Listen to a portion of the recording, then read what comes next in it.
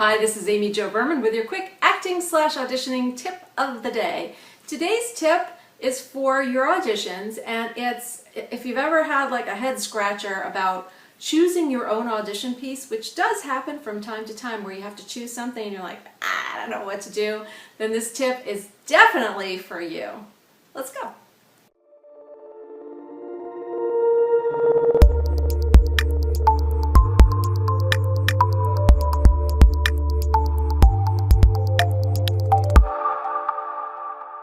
Okay, so auditions. Now, most of the time when you audition for film and television particularly, you will be given audition material. So this is not about that. This is for those other times when you actually are asked to provide your own audition material. Sometimes they ask you to provide a monologue or a scene or something, whether it's for an agent or a showcase of some sort, or some other situation, theater or whatever.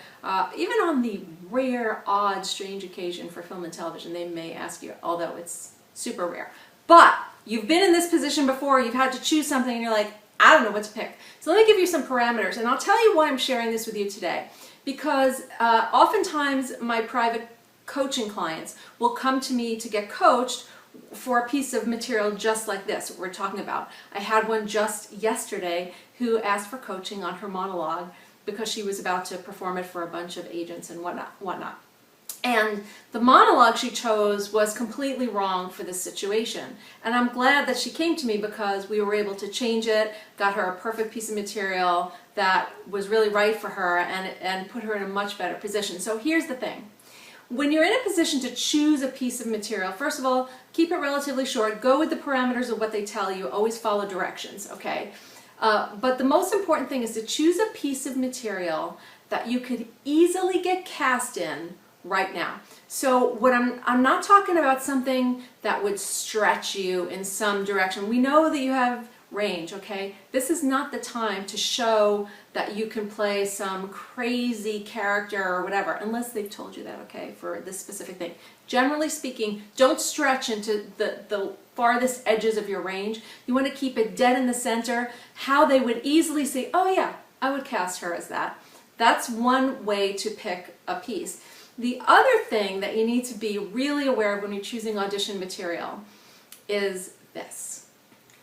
Don't choose something really well known from film. So, for example, don't choose something from a monologue from a film where somebody was nominated for an Academy Award for that part, all right? Because what's going to happen is, I know it's a great piece and that's why they got nominated, and I know that you could kill it in your acting class and go and do that in your acting class.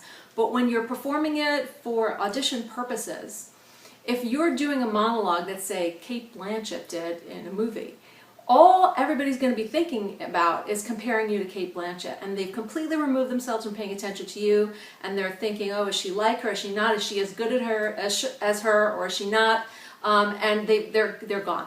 Okay, so don't pick something from a really well-known piece that everybody's going to know what it is. Try to dig a little farther back, or even sometimes old pieces people know really well, and you're going to get the comparison thing again. So stay away from those. Try to dig into independent films to look for a monologue. Choose some sort of more obscure piece of material. There's a lot of good stuff out there. You're just going to have to dig a little harder. Don't put yourself in the position of being compared to a film or television icon when you are auditioning, okay? So those are your two tips. Don't pick anything too recognizable, and pick something close to something that you could be cast as right away, right now.